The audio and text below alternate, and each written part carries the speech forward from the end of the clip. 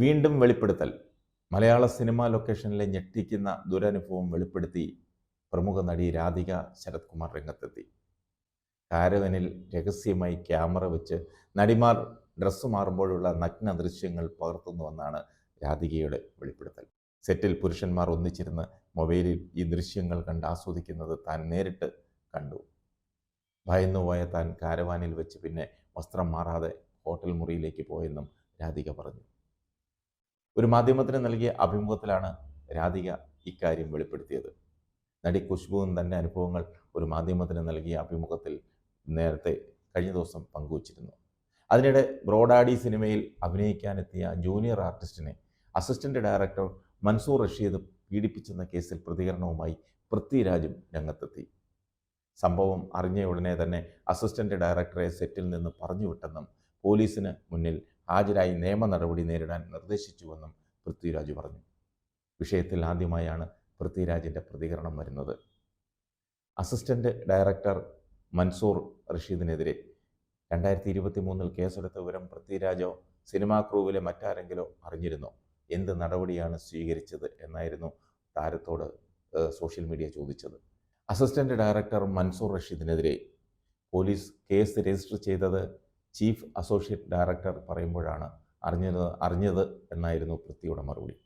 2023 ഒക്ടോബറിൽ എമ്പുരാൻ സിനിമയുടെ ഷൂട്ടിങ്ങിൻ്റെ തുടക്കത്തിലാണിത്. അതുവരെയും ഈ സംഭവമോ പരാതിയോ ഞാൻ അറിഞ്ഞിരുന്നില്ല. ഇക്കാര്യം അറിഞ്ഞ അന്ന് തന്നെ ഇയാളെ ഷൂട്ടിങ്ങിൽ നിന്നും മാറ്റി നിർത്തി. പോലീസിന് മുന്നിൽ ഹാജരാകാനും നിയമ നടപടികൾക്ക് വിധേയനാകാനും നിർദ്ദേശിച്ചുവെന്നും പൃഥ്വിരാജ് പറഞ്ഞു.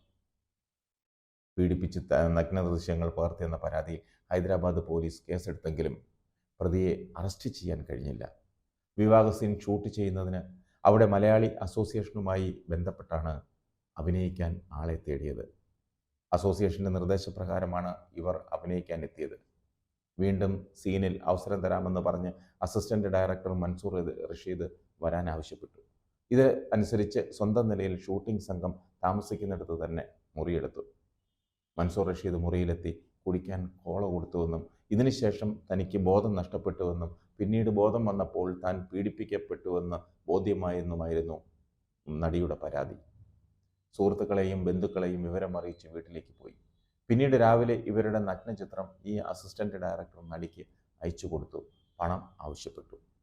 പോലീസിൽ പരാതിപ്പെട്ടതിനെ തുടർന്ന് ഹൈദരാബാദിൽ ഗച്ചിബൗളി സ്റ്റേഷനിൽ ബലാത്സംഗത്തിന് കേസെടുത്തു ഇയാൾക്കെതിരെ.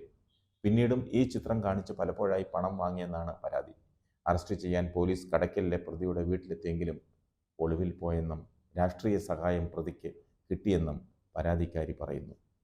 പിന്നീടും പ്രമുഖരുടെ സിനിമകളിൽ ഇയാൾ പങ്കെടുക്കുന്നുവെന്ന് ചൂണ്ടിക്കാട്ടി മുഖ്യമന്ത്രിക്കും സാംസ്കാരിക മന്ത്രിക്കും പരാതി നൽകിയെങ്കിലും നടപടി ഉണ്ടായില്ലെന്നും പരാതിക്കാരി വെളിപ്പെടുത്തി.